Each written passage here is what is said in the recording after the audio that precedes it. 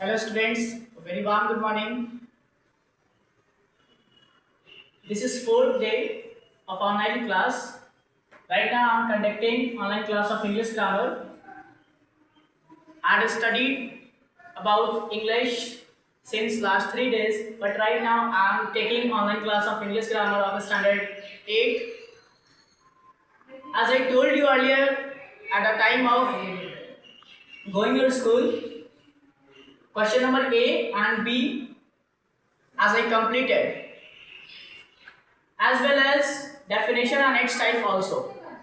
Right now, I am going to complete the exercises question of C and D. Question of C is all about complete each sentence by adding infinitive, present participle or gerunds form of the verbs given in the brackets.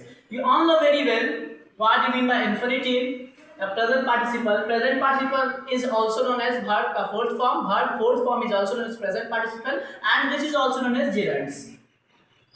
आपको बताया जा रहा bracket में आपको दे रखा है, उसी में दूसरा आपको जेरंड का फॉर्म लिखना है या फिर इन्फिनिटिव लिखना है. तो first question is all about I saw the, यहाँ पे आपको वर्ब दे रखा है, मेन वर्ब जिसको रियल वर्ब बोलते हैं, राइज. तो यहाँ पे आपको दो चीज लिखना है सेंटेंस के अनुसार, या तो इन्फिनिटिव या फिर जेरंड. तो आई सॉ द राइजिंग, ठीक है. यहाँ पे आई सॉ द राइजिंग इसलिए होगा क्योंकि ये प्रेजेंट पार्टिसिपल को दर्शा रहा है. I saw the two rise, ये इनकरेक्ट सेंटेंस है. और आपको पता ही है कि जब हम लोग सेंटेंस वर्ब के पहले टू लगाते हैं इसको इन्फिनिटिव विद वर्ब बोलते हैं. बट यहाँ पे कुछ यहाँ पे दाल रखा है, यहाँ पे आपका ये डेफिनेट आर्टिकल है, उसके बाद तो टू लगेगा ही नहीं, वो इनकरेक्ट सेंटेंस हो जाएगा. आई सॉ द राइजिंग ये बिल्कुल करेक्ट सेंटेंस है.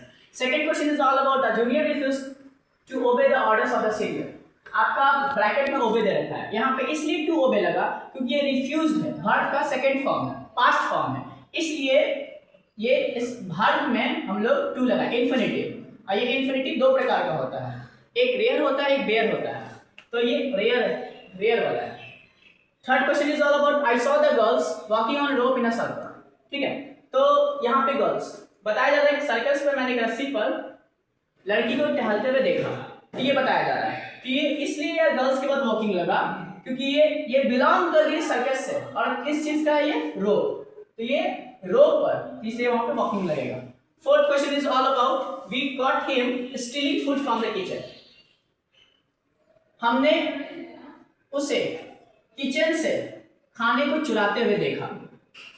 हमने उसे किचन से खाने को चुराते हुए पकड़ा. दैट मीन्स कॉट है, बट कैच का भी टू है, कॉट है तो पकड़ा.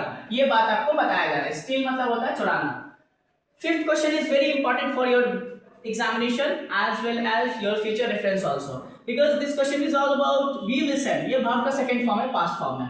We listen to the band play in the function. अब आप बोलोगे सर आपने तो बताया है कि या तो आप लिख सकते हो gerund present participle या फिर आप लिख सकते हो infinitive. बट अगर आप बोलते हो कि सर यहाँ पे infinitive क्यों नहीं हो सकता, तो बाबू इसलिए इन्फिनिटिव यहाँ पे नहीं हो सकता है क्योंकि बैंड टू प्ले, ये बैंड टू प्ले कहने का मतलब ये इनकरेक्ट सेंटेंस है. ये सेंटेंस बिल्कुल करेक्ट नहीं है, और प्लेइंग होने के लिए यहाँ पे लिसनिंग होना चाहिए, तब यहाँ पे प्लेइंग ये सेंटेंस मैच करेगा. इसलिए करेक्ट सेंटेंस है that means we will listen to the band play in the function. ठीक है, आपका ब्रैकेट में भी प्ले दे रखा है. This is the correct sentence of the given verb.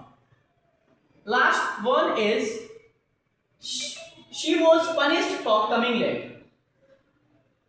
वो लेट आने के लिए पनिश की थी. तो यहाँ पे फॉर जब भी रहे तो यहाँ पे वर्ब का फोर्थ फॉर्म हम यूज करते हैं, जिसको प्रेजेंट पार्टिसिपल बोलते हैं. ठीक है, and I hope you have understood right now.